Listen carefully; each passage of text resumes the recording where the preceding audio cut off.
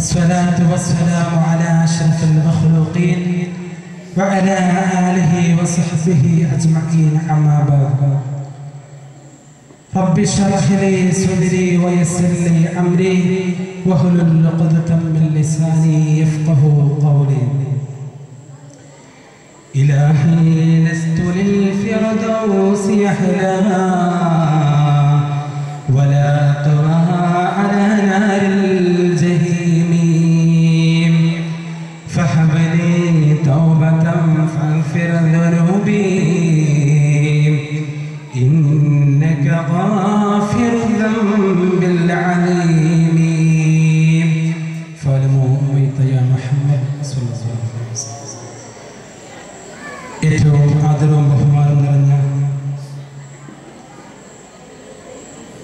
മിത്തൽ മുദിയങ്ങ നാട്ടിലുള്ള മഹല്ല ഖത്തീബ് അഭിമന്യനായ ബാഖവി ഉസ്താദ്, മറ്റു വേദിയിലിരിക്കുന്ന പ്രമുഖ പണ്ഡിതന്മാരെ, പ്രിയമുള്ള മുഅ്മിനീങ്ങളെ, മുഅ്മിനാത്തുകളെ, അല്ലാഹു സുബ്ഹാനഹു വ തആല നാം ഇവിടെ ഒരുമിച്ച് കൂടിയതുപോലെ അവരുടെ ജന്നാത്തുൽ നഈമിൽ അല്ലാഹു മശായിഖുമാരെ കൂടെ ഒരുമിച്ച് കൂട്ടി അനുഗ്രഹിക്കട്ടെ. ആമീൻ. നാം ഇവിടെ ഒരുമിച്ച് കൂടിയിരിക്കുന്ന സലാത്ത് വാർഷികവും അതുപോലെ സിഎം വലിയുള്ളാഹിയുടെ അനുസ്മരണത്തിലുള്ള വേദിയിലാണ്. യാദൃശ്ചികവശാലാണ് ഞാൻ നിങ്ങൾ മുമ്പിൽ എത്തി നിൽക്കുന്നത്. ഇന്ന് നമ്മുടെ ഈ വേദിക്ക് മുഖ്യ പ്രഭാഷണം നടത്താൻ വേണ്ടി ഏറ്റിരുന്ന ബഷീർ സാദി കൊടക് അദ്ദേഹമായി വളരെ ഉന്നത പ്രഭാഷകനായിരുന്ന ബഷീർ സാദി ഉസ്താദിന് ചില സാങ്കേതിക കാരണങ്ങളാൽ ഇവിടെ എത്തിപ്പെടാൻ പറ്റാത്തതുകൊണ്ട് ആ സ്ഥാനത്തേക്ക് വേണ്ടിയാണ് എന്നെ ഇവിടെ നിയോഗിച്ചത്.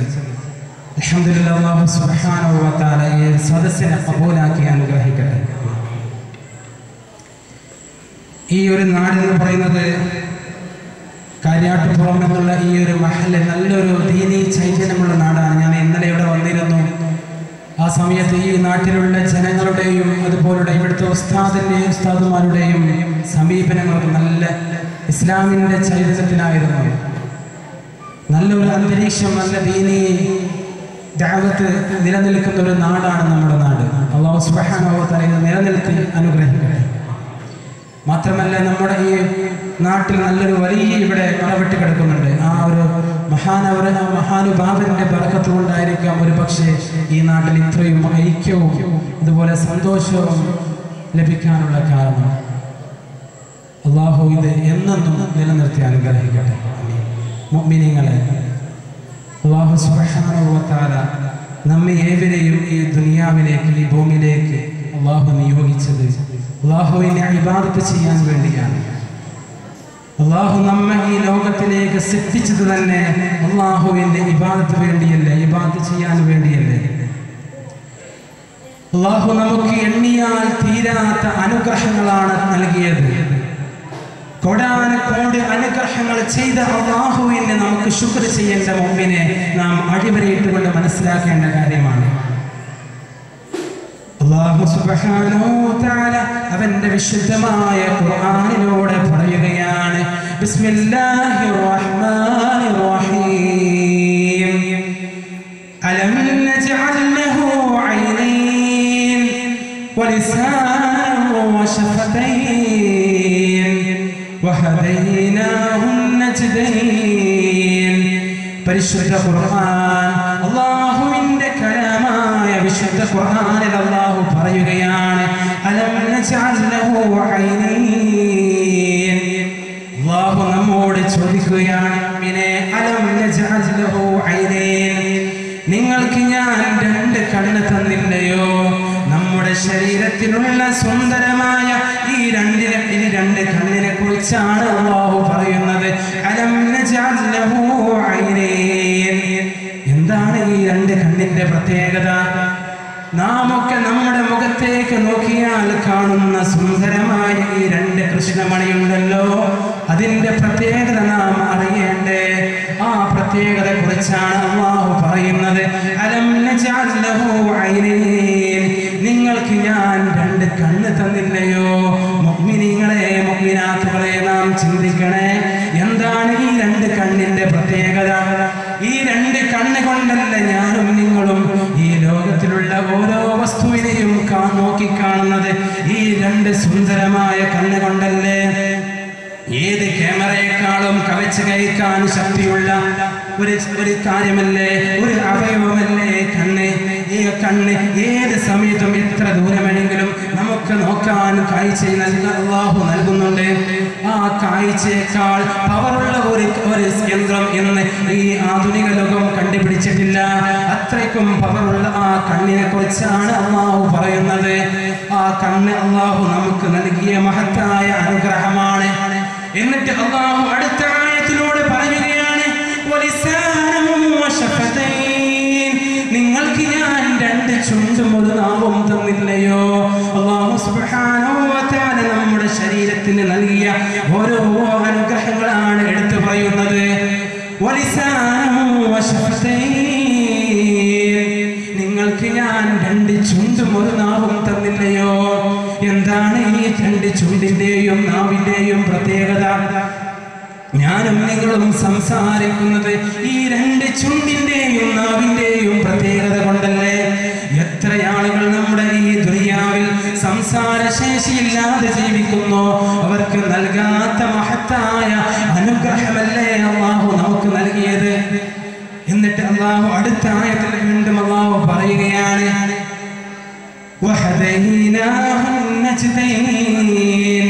നിങ്ങൾക്ക് ഞാൻ രണ്ട് മാർഗം കാണിച്ചു തന്നില്ലയോ?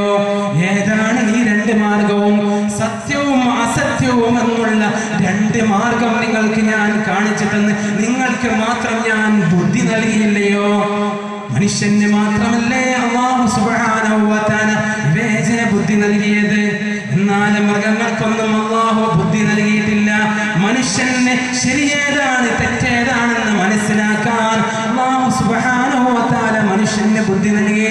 എന്നിട്ട് മനുഷ്യനോട് പറഞ്ഞില്ലേ, നീ സത്യം മനസ്സിലാക്കണം, ഹക്കിനെ തിരിച്ചറിയണം എന്ന് പറഞ്ഞുകൊണ്ട് അല്ലാഹു നമുക്ക് രണ്ട് മാർഗം കാണിച്ചു തന്നു. സത്യവും അസത്യവും എന്നുള്ള രണ്ട് മാർഗം അല്ലാഹു നമുക്ക് കാണിച്ചു തന്നു. മാത്രമല്ല അല്ലാഹു നമുക്ക് ശ്വസിക്കാൻ വായു തന്നില്ലേ, കുടിക്കാൻ വെള്ളം തന്നില്ലേ, നടക്കാൻ കാല് തന്നില്ലേ, പ്രവർത്തനങ്ങൾ നടത്താൻ സുന്ദരമായ രണ്ട് കരങ്ങൾ അല്ലാഹു നമുക്ക് സമ്മാനിച്ചില്ലേ. മാത്രമല്ല അല്ലാഹു മനുഷ്യന് വേണ്ടിയല്ലേ സസ്യങ്ങളെയും മൃഗങ്ങളെയും അല്ലാഹു സൃഷ്ടിച്ചത് തന്നെ മനുഷ്യന്റെ ആവശ്യങ്ങൾക്ക് വേണ്ടിയാണ്. ഇത്രയും അനുഗ്രഹങ്ങൾ അല്ലാഹു നമുക്ക് ചൊരിഞ്ഞു തന്നിട്ട് അല്ലാഹു നമ്മോട് എന്താണ് ആജ്ഞാപിച്ചത്?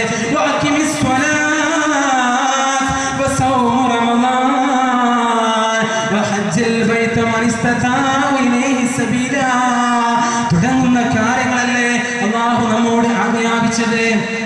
നിങ്ങൾ 5 വക്ത് നിസ്കാരം നിലനിർത്തണേ. എപ്പോഴെങ്കിലും നിസ്കരിച്ചാൽ പോലെ മുഅ്മിനെ, ഏതെങ്കിലും ഒരു റമദാനിൽ പള്ളിയിൽ 5 വക്ത് നിസ്കരിച്ചത് കൊണ്ട് കാര്യമില്ല. അല്ലാഹുവിന്റെ റസൂൽ സുബ്ഹാനഹു വ തആല നമ്മോട് പറഞ്ഞത് നിങ്ങൾ നിസ്കാരം നിലനിർത്താനാണ് പറഞ്ഞത്. എപ്പോഴെങ്കിലും നിസ്കരിച്ച നിസ്കാരം അല്ലാഹുവിന് വേണ്ട മുഅ്മിനെ. അല്ലാഹു നമുക്ക് ഓരോ നേരവും അല്ലാഹു നമുക്ക് അനുഗ്രഹം ചെയ്തു തന്നില്ലേ. നമുക്ക് ഭക്ഷണം അല്ലാഹു 3 നേരം നമുക്ക് ഭക്ഷണം തന്നില്ലേ. ഇങ്ങനെ അനുഗ്രഹം ചെയ്ത് അല്ലാഹുവിനെ നാം നിസ്കരിക്കാതെ പോയാൽ മുഅ്മിനെ നാം നാളെ പരലോകത്ത് വെച്ച് ഗതിക്കേണ്ടി വരും. നമ്മുടെ അവസാന അന്ത്യം എന്നുള്ളത് അത് പരാജയത്തിലേക്കായിരിക്കും. അതുകൊണ്ട് നിസ്കാരം നാം ശ്രദ്ധിക്കണേ. നാളെ മഹ്ശറിൽ വെച്ചുകൊണ്ട് അല്ലാഹു സുബ്ഹാനഹു വ തആല ആദ്യമായി കൊണ്ട് വിചാരണ നടത്തുന്നത് അത് നിസ്കാരത്തെ സംബന്ധിച്ചാണ്. ആ നിസ്കാരത്തിന്റെ ഗൗരവം നാം തിരിച്ചറിയണം മുഅ്മിനെ. പള്ളിയിൽ നിന്നുകൊണ്ട് മുഅദ്ദിൻ ബാങ്കുളി മുഴങ്ങുമ്പോൾ, മിനാരങ്ങളിൽ ബാങ്കുളി മുഴങ്ങുന്ന സമയത്ത് നാം പള്ളിയിൽ പോകാതെ പല ചന്തകളിലും പോയിക്കൊണ്ട് നമ്മുടെ സമയം നാം ചെലവഴിച്ചാൽ മുഅ്മിനെ ഈ ദുനിയാവിൽ നിന്ന് തന്നെ അതിന്റെ ശിക്ഷ അനുഭവിക്കേണ്ടി വരും. അതുകൊണ്ട് നാം ചിന്തിക്കണം മുഅ്മിനെ. ആ 5 വക്ത് നിസ്കാരത്തിന്റെ ഗൗരവം നാം അറിയേണ്ടതുണ്ട്. ഒരാൾക്ക് നിസ്കരിക്കാൻ കഴിഞ്ഞിട്ടില്ലെങ്കിൽ അവൻ ഇരുന്ന് നിസ്കരിക്കാണ് ഇസ്ലാം പഠിപ്പിച്ചത്. ഇരുന്ന് നിസ്കരിക്കാനും കഴിഞ്ഞിട്ടില്ലെങ്കിൽ അവൻ കിടന്ന് നിസ്കരിക്കണം. അതിനും കഴിഞ്ഞിട്ടില്ലെങ്കിൽ അവൻ മലർന്ന് കിടന്ന് അങ്ങനെ നിസ്കാരത്തെ നിസ്കാരം ഉപേക്ഷിക്കുന്ന ഒരു പണിയും ഇസ്ലാമിലില്ല. എന്നാൽ നോമ്പ് എന്നുള്ളത് അത് അതിന് കഴിവില്ലെങ്കിൽ അത് മുദ്ദ് കൊടുത്തുകൊണ്ട് ആ നോമ്പ് ഒഴിവാക്കാവുന്നതാണ്. എന്നാൽ നിസ്കാരം അത് ഒരു നിലക്കും ഒഴിവാക്കാൻ പാടില്ല. ഒരു മുസ്ലിമും അമുസ്ലിമും തമ്മിലുള്ള വ്യത്യാസമാണ് മുഅ്മിനേ നിസ്കാരം എന്നുള്ളത്. മുസ്ലിം നിസ്കരിക്കുന്നുണ്ട്, എന്നാൽ അമുസ്ലിം നിസ്കരിക്കുന്നില്ല. ആ നിസ്കരിച്ചാലേ നമുക്ക് വിജയിക്കാൻ സാധിക്കുകയുള്ളൂ മുഅ്മിനേ. അല്ലാഹുവിന്റെ റസൂൽ സല്ലല്ലാഹു അലൈഹി വസല്ലമ തങ്ങൾ മിഅ്റാജിന്റെ രാത്രിയിൽ പോയ സമയത്താണല്ലോ 5 വക്ത് നിസ്കാരം നിർബന്ധമാക്കിയത്. ആ സമയത്ത് 5 വക്ത് നിസ്കാരമല്ല നിർബന്ധമാക്കിയത്, 50 വക്ത് നിസ്കാരമാണ് അല്ലാഹുവിന്റെ റസൂലിന് അല്ലാഹു സമ്മാനമായി നൽകിയത്. ആ സന്തോഷത്തോടു കൂടെ അല്ലാഹുവിന്റെ റസൂൽ സല്ലല്ലാഹു അലൈഹി വസല്ലമ തങ്ങൾ ആകാശത്ത് പോയിക്കൊണ്ട് അല്ലാഹുമായി മുനാജാത്ത് നടത്തി, അല്ലാഹുമായി അഭിമുഖ സംഭാഷണം നടത്തിക്കൊണ്ട് അല്ലാഹു സുബ്ഹാനഹു വ തആല റസൂലുള്ളാഹി സ്വല്ലല്ലാഹു അലൈഹി വസല്ലമ തങ്ങൾക്ക് 50 വക്ത് നിസ്കാരമാണ് സമ്മാനമായി നൽകിയത്. അങ്ങനെ ആകാശത്തിൽ നിന്ന് വരുന്ന സമയത്താണ് മഹാനായ മൂസാ നബി അലൈഹിസ്സലാത്തു വസ്സലാമിനെ കണ്ടുമുട്ടുന്നത്. അങ്ങനെ മൂസാ നബി അല്ലാഹുവിന്റെ റസൂലിനോട് ചോദിച്ചു, അല്ലയോ റസൂലേ, അല്ലാഹു എന്താണ് അങ്ങേക്ക് സമ്മാനം തന്നതെന്ന് ചോദിച്ചപ്പോൾ അവിടുന്ന് റസൂലുള്ളാഹി തങ്ങൾ മൂസാ നബിയോട് പറയുകയാണ്, മൂസാ, എൻ്റെ ഉമ്മത്തിന് അല്ലാഹു എനിക്ക് 50 വക്ത് നിസ്കാരം നൽകിയിട്ടുണ്ട്. ആ സമയത്ത് മൂസാ നബി അവിടുന്ന് പറയുകയാണ്, മുഹമ്മദ് നബിയേ, അങ്ങയുടെ ഉമ്മത്തിന് ആ 50 വക്ത് നിസ്കാരം താങ്ങുകയില്ല, അവർക്ക് നിസ്കരിക്കാൻ ബുദ്ധിമുട്ടാണ്. അതുകൊണ്ട് നബിയേ, അങ്ങ് അല്ലാഹുവിന്റെ അടുത്ത് പോയിക്കൊണ്ട് ആ നിസ്കാരം ഒന്ന് കുറയ്ക്കാൻ ആവശ്യപ്പെടുകയാണ്. ഞാൻ ആ ചരിത്രം ചുരുക്കുകയാണ്. അങ്ങനെ റസൂലുള്ളാഹി തങ്ങൾ അല്ലാഹുവിലേക്ക് പോകുകയാണ്. അങ്ങനെ 5 വക്ത് ചുരുക്കി 45 വക്തായി വീണ്ടും വരികയാണ്. വീണ്ടും മൂസാ നബിയെ കാണുകയാണ്. ആ സമയത്ത് മൂസാ നബി പറയുകയാണ്, നബിയേ, അങ്ങയുടെ ഉമ്മത്തിന് 45 വക്തും നിസ്കരിക്കാൻ സാധിക്കില്ല എന്ന് പറഞ്ഞ് 9 തവണ റസൂലുള്ളാഹി തങ്ങളെ അല്ലാഹുവിന്റെ അടുക്കലേക്ക് പറഞ്ഞേക്കുകയാണ്. അങ്ങനെ അവസാനം അല്ലാഹു സുബ്ഹാനഹു വ തആല 5 വക്തായി കൊണ്ട് ചുരുക്കിക്കൊണ്ട് വരുന്ന സമയത്ത് മൂസാ നബി ചോദിക്കുകയാണ്, അല്ലയോ റസൂലേ, എത്രയാണ് അല്ലാഹു അങ്ങേക്ക് കുറച്ച് തന്നത്? ആ സമയത്ത് അല്ലാഹുവിന്റെ റസൂൽ അവിടുന്ന് മൂസാ നബിയോട് പറയുകയാണ്, യാ മൂസാ, എൻ്റെ റബ്ബ് എനിക്ക് എൻ്റെ ഉമ്മത്തിന് 5 വക്തായി കൊണ്ട് കുറച്ചിരിക്കുകയാണെന്ന് പറയുകയാണ്.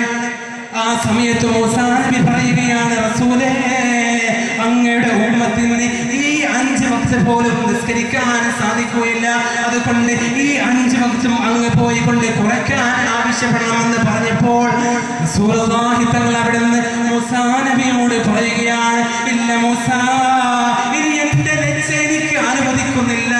അതിങ്ങനെ പറഞ്ഞുകൊണ്ട് അല്ലാഹുവിന്റെ റസൂൽ അവിടുന്ന് ഭൂമിയിലേക്ക് വരികയാണ്. അങ്ങനെയാണ് നമ്മുടെ 5 വക്ത് നിസ്കാരമായി അല്ലാഹുവിന്റെ റസൂലിന് അല്ലാഹു നൽകിയത്. ആ 5 വക്ത് പോലും നിസ്കരിക്കാൻ ഇന്ന് മനുഷ്യന് സമയമില്ല. മുഅ്മിനീങ്ങളെ ചിന്തിക്കണം, മനുഷ്യന്റെ തിരക്കാണ്. ഈ ദുനിയാവിൽ മനുഷ്യന്റെ തിരക്കാണ്. അവൻ തിരക്കിട്ട ജീവിതമാണ് മനുഷ്യനുണ്ടാകുന്നത്. അവൻ പണം സമ്പാദിക്കുന്ന തിരക്കിലാണ്. എങ്ങനെയെല്ലാം പണം സമ്പാദിക്കുക എന്നുള്ള തിരക്കിലാണ് ഇന്നത്തെ യുവതലമുറ. മുഅ്മിനേ, ഈ ലോകമെന്നുള്ളത് അത് നശ്വരമാണ്, അത് നശിക്കുക തന്നെ ചെയ്യും. അദ്ദുനിയാ സിജ്നുൽ മുഅ്മിൻ വജന്നത്തുൽ കാഫിർ. ദുനിയാവ് എന്നുള്ളത് മുഅ്മിനിന്റെ ജയിലറയാണ്, എന്നാൽ കാഫിറിന്റെ സ്വർഗമാണ്. മുഅ്മിനേ, ഈ ദുനിയാവ് എന്നുള്ളത് ഒരു പരീക്ഷണശാലയാണ്. ഈ പരീക്ഷണത്തിൽ ആരെല്ലാം വിജയിച്ചോ എങ്കിൽ അവനക്ക് സ്വർഗമുണ്ട്. മുഅ്മിനേ, ഈ ദുനിയാവ് അത് നശ്വരമാണ്. ഈ ദുനിയാവിൽ നമുക്കൊരിക്കലും ശാശ്വതമായി ജീവിക്കാൻ സാധിക്കില്ല. ഈ ദുനിയാവിൽ നല്ല സൽക്കർമ്മങ്ങൾ ചെയ്തുകൊണ്ട് അല്ലാഹുവിലേക്ക് അടുത്താലേ നമ്മുടെ ആഖിറ ലോകം വിജയിക്കാൻ സാധിക്കുകയുള്ളൂ. മുഅ്മിനീങ്ങളെ, അതുകൊണ്ട് നാം ഈ ദുനിയാവിനെ ആഗ്രഹിക്കരുത്. മുഅ്മിനേ, സമ്പത്തൊക്കെ വേണം, അതിനൊരു പരിധിയും പരിമിതിയൊക്കെ ഉണ്ട് എന്ന് വെച്ച് നിസ്കാരവും നോമ്പും നാം മറന്നു പോകരുത്. അല്ലാഹുവിനെ മറന്നുകൊണ്ട് സമ്പത്തിന്റെ പിന്നാലെ പോയാൽ മുഅ്മിനേ, നമ്മുടെ ജീവിതം പരാജയമായിരിക്കും. നമുക്കൊക്കെ മരിച്ചു പോകേണ്ട. മുഅ്മിനേ, പരിശുദ്ധ ഖുർആൻ തന്നെ സാക്ഷ്യപ്പെടുത്തിക്കൊണ്ട് പറയുന്നില്ലേ, ബിസ്മില്ലാഹിർ റഹ്മാനിർ റഹീം കുല്ലു നഫ്സിൻ ദായിഖത്തുൽ മൗത്ത്. എല്ലാ ശരീരവും മരണത്തെ രുചി നോക്കുന്നതാണ്. അതിൽ ആർക്കും യാതൊരു തർക്കവ്യത്യാസവുമില്ല. എല്ലാവരും അംഗീകരിച്ചു പോരുന്ന ഒരു പകൽ പോലുള്ള സത്യമല്ല മുഅ്മിനേ ജനിച്ചു കഴിഞ്ഞാൽ മരിക്കുമെന്നുള്ളത്. അതിൽ ആർക്കും യാതൊരു തർക്കവ്യത്യാസവുമില്ല. ഏതൊരു നിരീശ്വരവാദിയും ആ മരണത്തിന് വേണ്ടി, ആ മരണം സത്യമാണെന്ന് കരുതുന്നവനാണ്. ജനിച്ചു കഴിഞ്ഞാൽ മരിക്കുന്നതാണ്. പക്ഷെ അത് എപ്പോഴാണ് സംഭവിക്കുക എന്നത് നമുക്ക് ഒരിക്കലും പറയാൻ സാധ്യമല്ല. അത് രാജാതിരാജനായ അല്ലാഹു സുബ്ഹാനഹു വ തആലക്ക് മാത്രം അറിയുന്ന ഒരു നഗ്നമായ സത്യമാണ് മുഅ്മിനേ. നാം ജനിച്ച് എപ്പോഴാണ് മരിക്കുക എന്നത് ഇത് അല്ലാഹു സുബ്ഹാനഹു വ തആലക്ക് മാത്രം അറിയുന്ന ഒരു കാര്യമാണ് മുഅ്മിനേ. ആ മരണത്തെക്കുറിച്ച് നാം ഓർക്കണം. മഹാനായ റസൂലുള്ളാഹി സ്വല്ലല്ലാഹു അലൈഹി വസല്ലമ തങ്ങൾ മരണത്തെക്കുറിച്ച് പറഞ്ഞതെന്താണ്? ഒരു മനുഷ്യന്റെ ചെരുപ്പിന്റെ വാറ് അവന്റെ കാലിനോട് എത്രത്തോളം അടുത്തിരിക്കുന്നുവോ അത്രത്തോളം മരണം അവനോട് അടുത്തിരിക്കുന്നുണ്ട്. അതുകൊണ്ട് ആ മരണത്തിന് വേണ്ടി നാം തയ്യാറായി നിൽക്കണം. എങ്ങനെയാണ് മരണത്തിന് വേണ്ടി നാം തയ്യാറായി നിൽക്കേണ്ടത്? അല്ലാഹു പറഞ്ഞ കാര്യങ്ങൾ ചെയ്തുകൊണ്ട് നാം മരണത്തിന് വേണ്ടി തയ്യാറായി നിൽക്കണം. മുഅ്മിനേ, നാമൊക്കെ ഇവിടേക്ക് വഅദ് കേൾക്കാൻ വേണ്ടി വന്നതാണ്. ഈ വഅദ് കേട്ട് നാം വീട്ടിലേക്ക് എത്തുമെന്ന് എന്താ മുഅ്മിനേ നമുക്ക് ഉറപ്പ്? മനുഷ്യന്റെ ഒരു ഗ്യാരണ്ടിയുമില്ല. നാമൊക്കെ പത്രം വായിക്കുന്നവരല്ലേ? എത്ര ആളുകൾ, ആരോഗ്യമുള്ള ആളുകൾ നടന്നു പോകുമ്പോൾ കൊഴിഞ്ഞു വീണ് മരിക്കുന്നു. അല്ലാഹു സുബ്ഹാനഹു വ തആല കാത്തുരക്ഷിക്കട്ടെ. ആമീൻ. മരിക്കുന്ന സമയത്ത് കാമിലായ ഈമാനോട് കൂടി മരിക്കാനുള്ള തൗഫീഖ് നൽകി അനുഗ്രഹിക്കട്ടെ. ആമീൻ. ഈ അടുത്ത് കഴിഞ്ഞ 2 ദിവസം മുന്നേ ഇവിടെ ഒരു സ്ത്രീ മരണപ്പെട്ടു പോയിട്ടുണ്ട്. അല്ലാഹു സുബ്ഹാനഹു വ തആല ആ സ്ത്രീക്ക് മഗ്ഫിറത്തും റഹ്മത്തും നൽകി അനുഗ്രഹിക്കട്ടെ. മുഅ്മിനീങ്ങളെ, അതുകൊണ്ട് ഓരോ മരണവും നമ്മുടെ മരണമാണെന്ന് നാം ഓർക്കണം. ആ മരണത്തെക്കുറിച്ച് നാം ഒരു സ്മരണ നമുക്കുണ്ടാകണം. അതുകൊണ്ടല്ലേ അല്ലാഹു റസൂൽ സല്ലല്ലാഹു അലൈഹി വസല്ലം തങ്ങൾ പറഞ്ഞത്, നിങ്ങൾ ഖബർ സന്ദർശിക്കൂ. നിങ്ങൾ മരണത്തെ ഓർക്കാൻ വേണ്ടി നിങ്ങൾ ഖബറിനെ സന്ദർശിക്കാൻ മഹാനായ റസൂൽ കരീം സല്ലല്ലാഹു അലൈഹി വസല്ലം തങ്ങൾ പറഞ്ഞിരിക്കുകയാണ്. മുഅ്മിനീങ്ങളെ, ഈ ദുനിയാവ്, ഈ ആധുനിക ലോകം, ഈ ലോകം വളരെ മോശമായ കാലഘട്ടത്തിലേക്ക് പോയിക്കൊണ്ടിരിക്കുകയാണ്. നിങ്ങൾക്കറിയില്ലേ, ഇന്നത്തെ ഭരണം പ്രധാനമന്ത്രി മോഡിയുടെ ഭരണമല്ലേ? ഇന്ന് സമൂഹത്തിൽ നടക്കുന്ന പ്രശ്നങ്ങൾ നിങ്ങളൊക്കെ പത്രങ്ങളിലൂടെ വായിച്ചിട്ടുണ്ടല്ലോ. ഇന്ന് RSSന്റെ ഒരു സംഘം ആളുകൾ ഇസ്ലാമിനെ എങ്ങനെയെല്ലാം ഇല്ലാതെയാക്കാം എന്നുള്ള ഗൂഢമായ തന്ത്രം മെനഞ്ഞുകൊണ്ടിരിക്കുകയാണ്.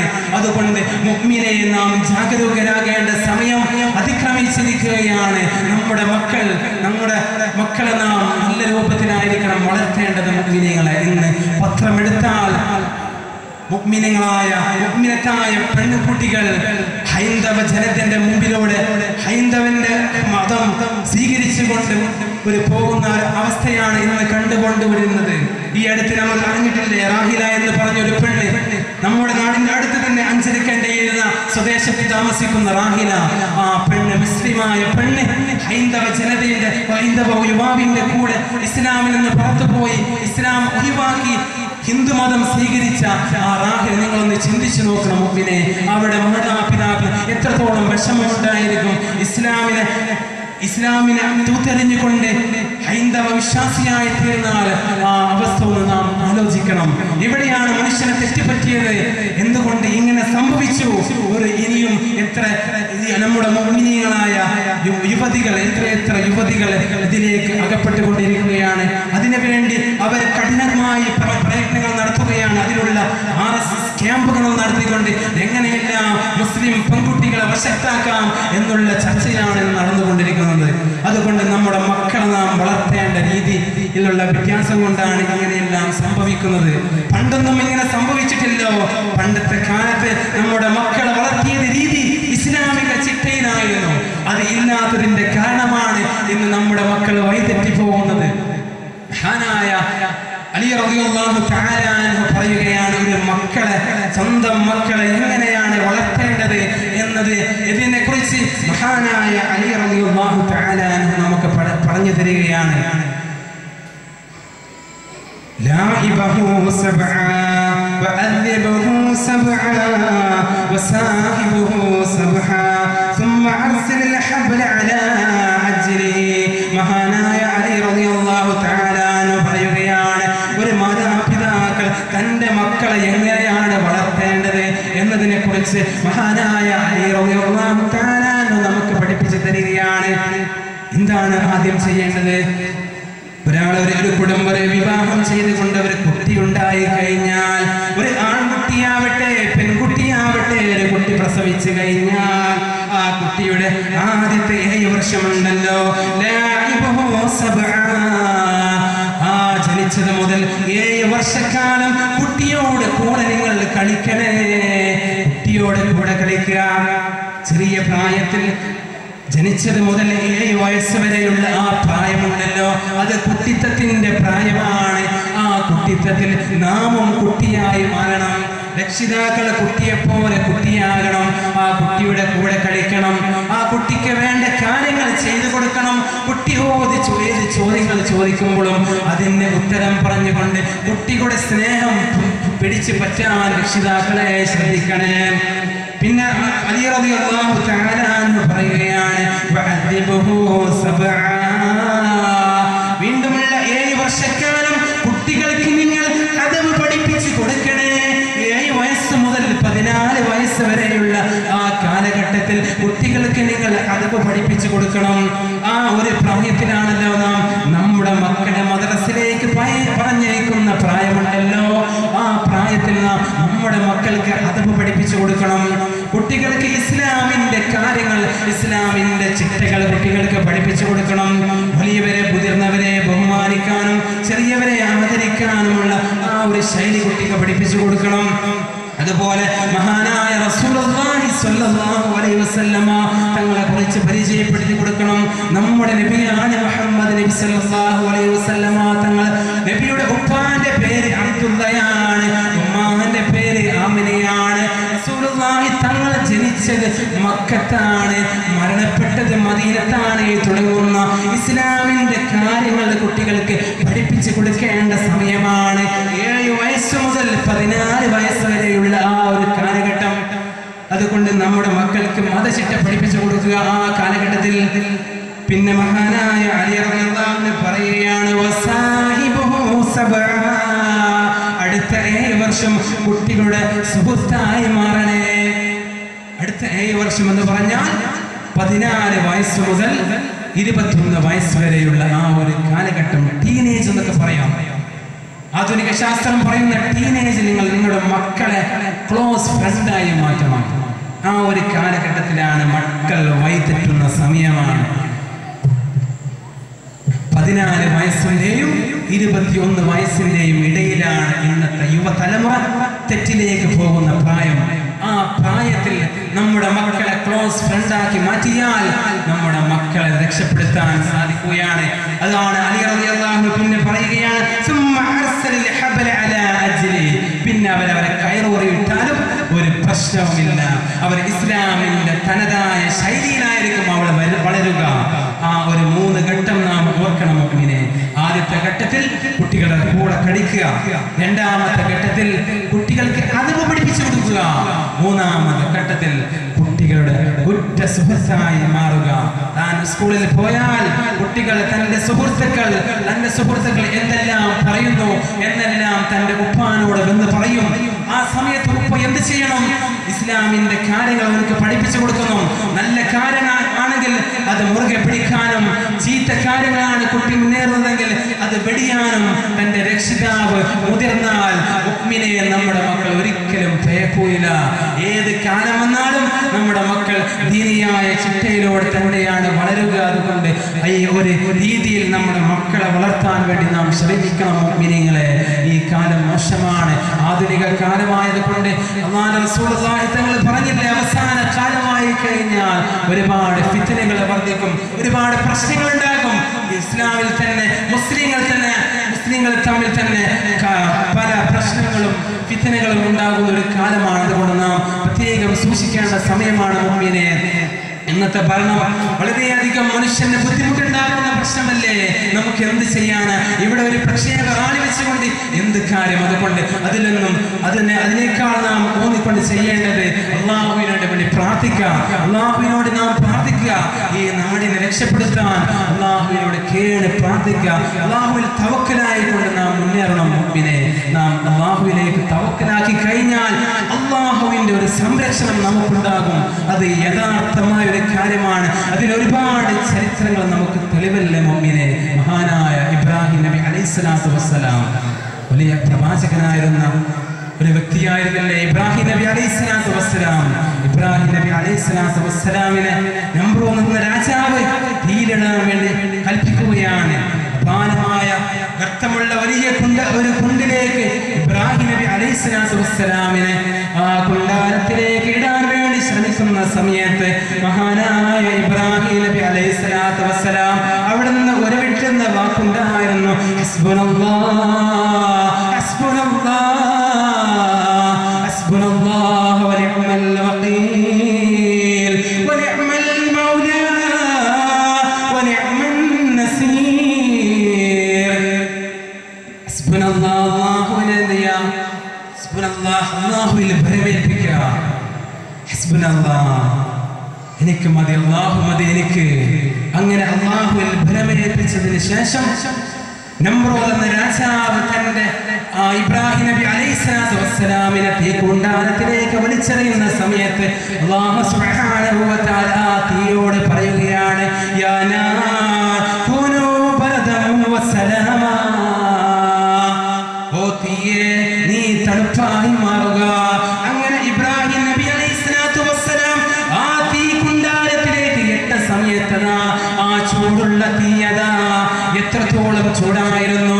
മുകളിലൂടെ പറവകൾ പറന്നു പോകുമ്പോൾ ആ പറവകൾ പോലും ഉരുകി വീഴുമായിരുന്നു. അത്രയ്ക്കും കഠിനമായ ചൂടുള്ള ആ തീയാണ് തണുപ്പായി മാറുന്നത്. അത് അല്ലാഹുവിന്റെ സംരക്ഷണമാണ്. ആ ഇബ്രാഹിം നബി അലൈഹിസ്സലാത്തു വസ്സലാമിന്റെ രണ്ട് കരങ്ങൾ ബന്ധിച്ച കയറല്ലാതെ ഒരു രോമത്തിന് പോലും ഒരു പോറലും ഏറ്റിട്ടില്ല. ഇത് അല്ലാഹുവിൽ തവക്കുലാക്കിയത് കൊണ്ടാണ്. മുഅ്മിനെ, നാം ഏതൊരു യാത്ര പോകുമ്പോഴും അല്ലാഹുവിൽ തവക്കുലാക്കിക്കൊണ്ട് യാത്ര ചെയ്താൽ ആ യാത്രയിൽ ഒരു പ്രയാസവും ഉണ്ടാകുകയില്ല. അതുകൊണ്ട് നാം യാത്ര ചെയ്യുമ്പോൾ അല്ലാഹുവിലേക്ക് തവക്കുലായിക്കൊണ്ട് മുന്നേറണം. മുഅ്മിനീങ്ങളെ, മഹാനായ റസൂലുള്ളാഹി സ്വല്ലല്ലാഹു അലൈഹി വസല്ലം തങ്ങൾ നമ്മുടെ മക്കളെ പോറ്റുന്ന സമയത്ത് നമ്മുടെ സന്താനത്തിനെ പരിപാലിക്കുമ്പോൾ നാം പ്രത്യേകം അറിയേണ്ട ഒരു കാര്യമാണ്, മക്കൾക്ക് നിസ്കാരം പഠിപ്പിച്ചു കൊടുക്കണം. റസൂലുള്ളാഹി സ്വല്ലല്ലാഹു അലൈഹി വസല്ലം തങ്ങൾ രക്ഷിതാക്കളോട് ആജ്ഞാപിച്ചിട്ടില്ലേ, മുറൂ ഔലാദകും ബിസ്സലാത്തി ഇദാ ബലഉ 7 സനീന വഇദാ ബലഉ 10 സനീന ഫദ്രിബൂഹും അലൈഹാ. മുറൂ ഔലാദകും, നിങ്ങളുടെ മക്കളോട് നിങ്ങൾ കൽപ്പിക്കുക, ബിസ്സലാത്തി നിസ്കാരം കൊണ്ട് നിങ്ങൾ കൽപ്പിക്കണേ. ഇദാ ബലഉ 7 സനീൻ, നിങ്ങളുടെ മക്കൾക്ക് 7 വയസ്സെത്തി കഴിഞ്ഞാൽ നിങ്ങൾ നിസ്കാരം കൊണ്ട് കൽപ്പിക്കണം. വഇദാ ബലഉ 10 സനീൻ, നിങ്ങളുടെ മക്കൾക്ക് 10 വയസ്സെത്തി കഴിഞ്ഞാൽ ഫദ്രിബൂഹും അലൈഹാ, ആ കുട്ടി നിസ്കരിക്കാത്തതിന്റെ പേരിൽ നിങ്ങളുടെ മക്കളെ അടിക്കാനാണ് ഇസ്ലാം അനുശാസിക്കുന്നത്. എന്തിനാണ് 10 വയസ്സായാൽ കുട്ടി നിസ്കരിക്കാത്തതിന്റെ പേരിൽ അടിക്കാൻ പറഞ്ഞത്? എന്തിനാണ്? ആ കുട്ടി നിസ്കാരത്തിൽ ഒരു പരിശീലനം കിട്ടാൻ വേണ്ടിയാണ്. 7 വയസ്സ് തുടങ്ങിയ നിസ്കാരം അവൻ 3 വർഷക്കാലം പരിശീലനത്തിലാണ്. അങ്ങനെ പരിശീലിച്ചുകൊണ്ട് ആ നിസ്കാരം മുന്നോട്ട് പോയാൽ അവന്റെ പ്രായപൂർത്തി എത്തിക്കഴിഞ്ഞാലും അവന്റെ നിസ്കാരം അവൻ മുറപോലെ ചെയ്യുന്നതാണ്. നാം ഒരു കാര്യം പ്രാക്ടീസ് ആയി കഴിഞ്ഞാൽ നമ്മുടെ ജീവിതത്തിൽ ഉടനീളം അത് ചെയ്യുന്നതാണ്. അതുകൊണ്ട് മുഅ്മിനീങ്ങളെ, നമ്മുടെ മക്കളെ നാം പ്രത്യേകം ശ്രദ്ധിക്കണം. പെട്ടെന്ന് കൈവിട്ടു പോകുന്ന ഒരു കാര്യമാണ് നമ്മുടെ മക്കൾ. അതുകൊണ്ട് മക്കൾക്ക് നാം ഇസ്ലാമിന്റെ കാര്യം പഠിച്ച് നമ്മുടെ മക്കളെ പള്ളിയിലേക്ക് പോകുമ്പോൾ നമ്മുടെ മക്കളെയും കൂടെ കൂട്ടി കുട്ടികൾക്ക് നിസ്കാരത്തിന്റെ രീതി പഠിപ്പിച്ചു കൊടുക്കണം. മഹാനായ റസൂലുള്ളാഹി സ്വല്ലല്ലാഹു അലൈഹി വസല്ലം തങ്ങൾ ഈ യുവത്വകാലത്തിൽ യുവാക്കളോട് പറയുകയാണ്, റസൂലുള്ളാഹി തങ്ങൾ, നിഅമതാനി മഅ്മൂനും ഫീഹിമാ കസീറൻ മിനൻ നാസ് അസ്സിഹ്ഹതു വൽ ഫറാഹ്. അധിക ജനങ്ങളും വഞ്ചിതരായി പോകുന്ന 2 അനുഗ്രഹങ്ങളുണ്ട്. അസ്സിഹ്ഹതു വൽ ഫറാഹ്, ഒന്ന് ആരോഗ്യവും മറ്റൊന്ന് ഒഴിവ് സമയമാണ്. മുഅ്മിനെ, നമ്മുടെ യുവത്വ സമയം എന്നുള്ളത്, ആ ആരോഗ്യ സമയം അത് വിലപ്പെട്ട സമയമാണ്. ആർക്കും ആവശ്യം ഈ യുവത്വ സമയമാണല്ലോ. ആ രക്തത്തൊളിപ്പുള്ള ആ സമയമാണ് ആർക്കും ആവശ്യമുള്ളത്. അതല്ലാതെ വെറും പ്രായമായ ആളുകളൊന്നും ആർക്കും ആവശ്യമില്ല. ഇന്ന് ഏത് സംഘടനയിൽ പ്രവർത്തിക്കുമ്പോഴും ആളുകൾക്ക് ആവശ്യം യുവാക്കളെയാണ്. യുവത്വം തുടിച്ചു നിൽക്കുന്ന യുവാക്കളെയാണ് ആർക്കും ആവശ്യം. അത് തന്നെയാണ് ഇസ്ലാമിന്റെയും ആവശ്യം. ആ യുവത്വ കാലത്ത് നാം വല്ല കാര്യങ്ങളും ഇബാദത്ത് ചെയ്തിട്ടുണ്ടെങ്കിൽ അതിന് വളരെ പ്രതിഫലമുണ്ട്.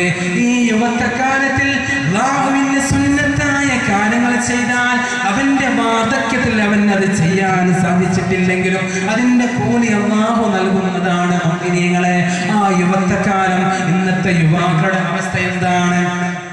ഇന്ന് യുവാക്കൾക്ക് ബൈക്ക് കിട്ടിയാൽ ചെത്തിപ്പൊളിക്കുന്ന സമയമാണ്, ചെത്തിപ്പൊളിക്കുന്ന പ്രായമല്ല മുഅ്മിനേ. നമ്മുടെ ഈ ചെത്തിപ്പൊളിയൊന്നും ഇതൊക്കെ ഈ ദുനിയാവിൽ അവശേഷിക്കേണ്ടതാണ്. ഈ യുവത്വ സമയത്ത് നാം ദീനിയായ കാര്യങ്ങൾ ചെയ്യാതെ, ഇസ്ലാമിന്റെ കാര്യങ്ങൾ ചെയ്യാതെ കുത്തഴിഞ്ഞുകൊണ്ട് മയക്കുമരുന്നിനും കള്ളിനും പെണ്ണിനും അടിമപ്പെട്ടുകൊണ്ട് നടന്നാൽ മുഅ്മിനേ, യുവാക്കളെ, നമുക്ക് മരണത്തിൽ, നമുക്ക് മരിക്കുന്ന സമയത്ത് കലിമ ചെല്ലാൻ സാധിക്കുകയില്ല. നമ്മുടെ ആഖിറം എന്നുള്ളത് അത് നമ്മുടെ ആഖിറം പരാജയമാകുന്നതാണ് മുഅ്മിനീങ്ങളെ. അതുകൊണ്ട് യുവാക്കളെ നാം പ്രത്യേകം ശ്രദ്ധിക്കണം. നിസ്കാരത്തിന്റെ കാര്യം നാം വളരെയധികം ഗൗരവത്തിൽ എടുക്കണം. അതുകൊണ്ട് അല്ലാഹു സുബ്ഹാനഹു വ തആല ഈ യുവത്വ സമയത്ത് നല്ല നല്ല സൽക്കർമ്മങ്ങൾ ചെയ്യുവാനും നല്ല ഇബാദത്ത് ചെയ്യാനും അല്ലാഹു നമുക്ക് ഏവർക്കും തൗഫീഖ് പ്രദാനം ചെയ്യട്ടെ. ആമീൻ. മുഅ്മിനീങ്ങളെ, അല്ലാഹുവിന്റെ കലാമായ വിശുദ്ധ ഖുർആൻ, അല്ലാഹുവിന്റെ കലാമാണല്ലോ വിശുദ്ധ ഖുർആൻ. അല്ലാഹു സുബ്ഹാനഹു വ തആല 4 ഗ്രന്ഥവും 100 ഏടുമാണല്ലോ ഇറക്കിയത്. പരിശുദ്ധമായ ഖുർആൻ അല്ലാഹുവിന്റെ കലാമാണ്. അതുപോലെ തൗറാത്ത്, ഇഞ്ചീൽ, സബൂർ തുടങ്ങിയ ഗ്രന്ഥങ്ങളെല്ലാം അല്ലാഹുവിന്റെ കലാമാണ്. തൗറാത്ത് മൂസ, ഇബ്രാഹീം, ഇഞ്ചീൽ ഈസാ സുറിയാനി, സബൂർ ദാവൂദ് യൂനാനി, ഫുർഖാൻ മുഹമ്മദ് അറബി. 4 ഗ്രന്ഥമാണ് അല്ലാഹു സുബ്ഹാനഹു വ തആല ഈ ഭൂമിയിലേക്ക് ഇറക്കിയത്. തൗറാത്തായ ഗ്രന്ഥവും ഇഞ്ചീലും സബൂറും, ഈ 3 ഗ്രന്ഥവും ഇന്ന് നശിച്ചു പോയിട്ടുണ്ട്. എന്നാൽ വിശുദ്ധമായ ഖുർആൻ, അത് അല്ലാഹുവിന്റെ കലാമായ ആ വിശുദ്ധ ഖുർആൻ അല്ലാഹു സംരക്ഷിക്കുകയാണ്. അത് റസൂലുള്ളാഹി തങ്ങൾക്ക് അല്ലാഹു നൽകിയ ദിവ്യബോധനമാണ് വിശുദ്ധ ഖുർആൻ. ആ വിശുദ്ധ ഖുർആനിനെ നാം അറിയണം മുഅ്മിനേ. ആ ഖുർആനിന്റെ മഹത്വം നാം അറിയാതെ പോകല്ല മുഅ്മിനേ. നാം ഒക്കെ വിശുദ്ധ ഖുർആൻ കണ്ടിട്ടില്ലേ? ആ ഖുർആനിന്റെ മഹത്വം നാം അറിയണം. അല്ലാഹു സുബ്ഹാനഹു വ തആല വിശുദ്ധ ഖുർആനിനെ പരിചയപ്പെടുത്തുകയാണ്. ബിസ്മില്ലാഹിർ റഹ്മാനിർ റഹീം. ഇന്നാ നഹ്നു നസ്സൽനാ الذിക്റ വഇന്നാ ലഹു ലഹാഫിളൂൻ.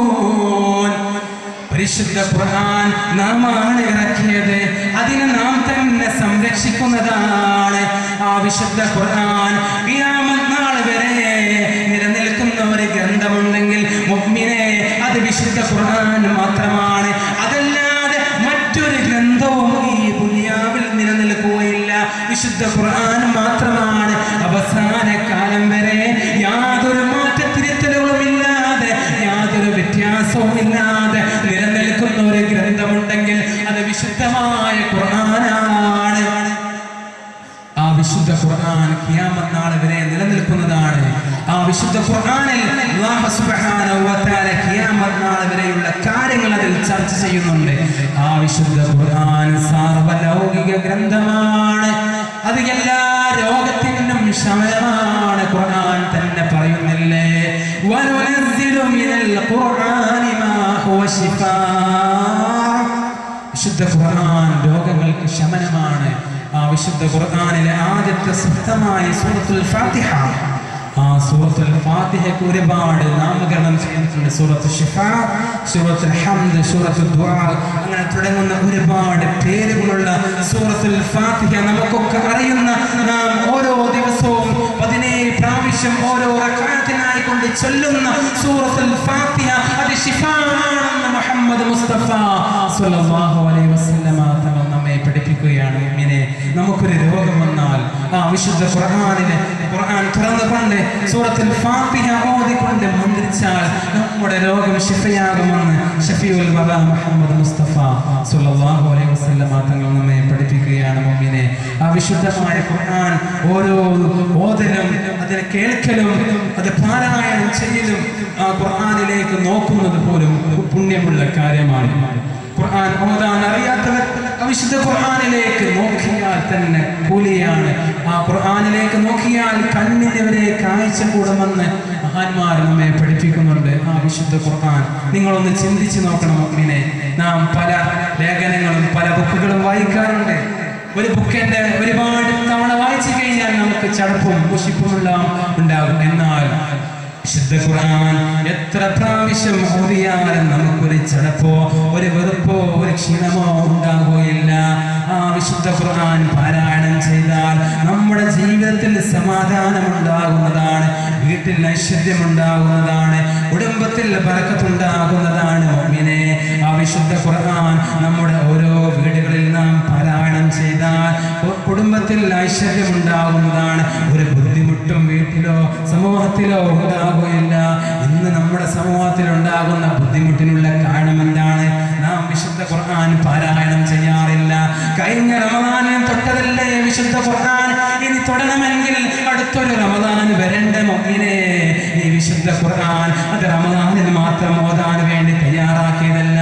നാം എത്രത്തോളം ഖുർആൻ പാരായണം ചെയ്യുന്നുവോ അതിനനുസരിച്ച് നമ്മുടെ ജീവിതത്തിൽ മാറ്റമുണ്ടാകുന്നതാണ്.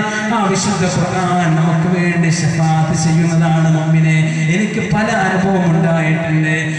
ഞാൻ പല മരണവും കണ്ടിട്ടുണ്ട്.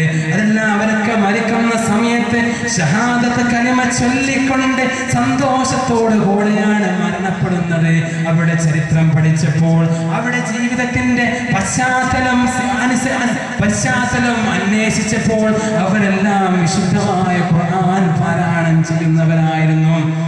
ഈ കഴിഞ്ഞ റമദാനിൽ 29ാമത്തെ നോമ്പിന് എൻ്റെ അയൽവാസി അദ്ദേഹം എപ്പോഴും ഖുർആൻ പാരായണം ചെയ്യുന്ന വ്യക്തിയായിരുന്നു.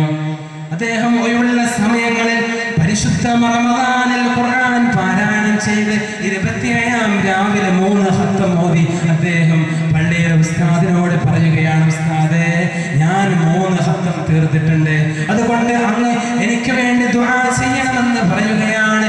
അങ്ങനെ 27ാം രാവിലെല്ലാം പങ്കെടുത്തുകൊണ്ട് അദ്ദേഹം ഇസ്തിഗ്ഫാറിലും തൗബയിലുമെല്ലാം പങ്കെടുത്ത് 29ാമത്തെ നോമ്പിൽ അദ്ദേഹം പള്ളിയിലേക്ക് നോമ്പ് തുറക്കാൻ വേണ്ടി പോയി. ബാങ്ക് കൊടുത്ത് നോമ്പ് തുറന്ന് ഒരു ഗ്ലാസ് ചായ കുടിച്ച സമയത്ത് അദ്ദേഹത്തിന്റെ കണ്ണ് മറിഞ്ഞ് അങ്ങനെ കൊയങ്ങി വീഴുകയാണ്. ആ സമയത്ത് തന്നെ അദ്ദേഹം മരണപ്പെടുകയാണ്. നല്ലൊരു ദിവസമല്ലേ? നോമ്പിന് ആരെങ്കിലും മരണപ്പെട്ടാൽ അവന്റെ ഹിസാബില്ലെന്ന് മഹാന്മാർ നമ്മെ പഠിപ്പിക്കുന്നില്ലേ? നോക്കണം, ആ മനുഷ്യന്റെ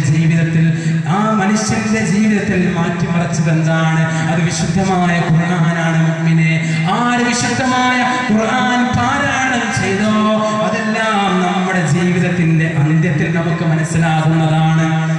മാത്രമല്ല, വിശുദ്ധ ഖുർആൻ പാരായണം ചെയ്താൽ നാം മരിച്ച് നമ്മെ ഖബറിലേക്ക് വെച്ച് കഴിഞ്ഞാൽ മുൻകർ നക്കീർ അലൈഹിസ്സലാം വന്നുകൊണ്ട് നമ്മോട് ചോദിക്കില്ലേ, മൻ റബ്ബുക നബിയുക വമാ ദീനുക തുടങ്ങുന്ന ചോദ്യങ്ങൾ ചോദിക്കുന്ന സമയത്ത് പരിശുദ്ധ ഖുർആൻ അവിടെ വന്നുകൊണ്ട് ആ ചോദ്യങ്ങൾക്ക് എളുപ്പമാക്കാൻ അവിടുന്ന് മുൻകർ നക്കീറിനോട് പറയുകയാണ്, ഇത് എന്റെ ആളാണ്, എന്നെ ഓതുന്ന വ്യക്തിയാണ്, അതുകൊണ്ട് ഈ ചോദ്യങ്ങൾ ലഘൂകരിക്കണേ എന്ന് മുൻകർ നക്കീറിനോട് പരിശുദ്ധ ഖുർആൻ അവിടെ നിന്ന് വിളിച്ചു പറയുന്നതാണ്.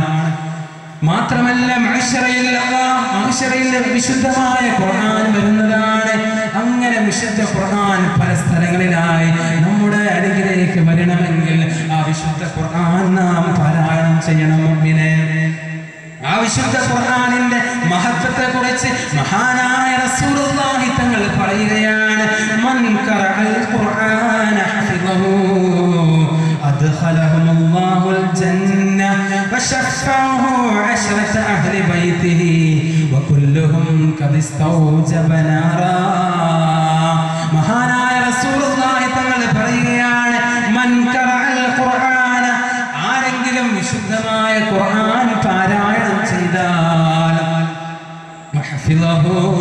ആ വിശുദ്ധമായ ഖുർആനിനെ അവൻ മനഃപ്പാഠമാക്കുകയും ചെയ്താൽ അദ്ഖലഹുല്ലാഹുൽ ജന്ന, അല്ലാഹു സുബ്ഹാനഹു വ തആല ആ മനുഷ്യനെ സ്വർഗ്ഗത്തിലേക്ക് പ്രവേശിപ്പിക്കുന്നതാണ്. ഇത് കാലങ്ങൾക്ക് മുമ്പ് 1400 വർഷങ്ങൾക്ക് മുമ്പ് അല്ലാഹു സുബ്ഹാനഹു വ തആല നമ്മെ പഠിപ്പിച്ച കാര്യമല്ല മുഅ്മിനേ. ആരെങ്കിലും വിശുദ്ധ ഖുർആൻ പാരായണം ചെയ്ത് അത് മനഃപ്പാഠമാക്കിയാൽ അദ്ഖലഹുല്ലാഹുൽ ജന്ന, അല്ലാഹു സുബ്ഹാനഹു വ തആല ആ മനുഷ്യനെ ആ ഖുർആൻ മനഃപ്പാഠമാക്കിയ വ്യക്തിയെ അല്ലാഹു സ്വർഗ്ഗത്തിലേക്ക് പ്രവേശിപ്പിക്കുന്നതാണ്. മാത്രമല്ല അതുകൊണ്ട് തീർന്നില്ല മുഅ്മിനെ,